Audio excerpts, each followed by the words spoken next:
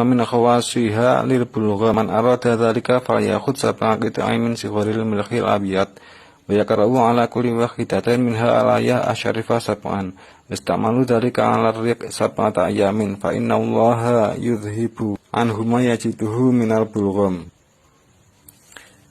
Dalam kitab Mujarabat Ad-Dairabi Al-Kabir, yakni menerangkan khasiatnya ayat kursi untuk menghilangkan dahak. Barang siapa menghendaki hilangnya dahak, maka ambillah 7 potongan atau pecahan garam putih yang kecil, kemudian bacakan tiap butirnya ayat kursi sebanyak 7 kali. Kemudian makan ketika lapar, yakni biasanya dimakan ketika bangun tidur sebelum makan apa-apa. Lakukanlah hal tersebut selama 7 hari, maka Allah akan menghilangkan dahak tersebut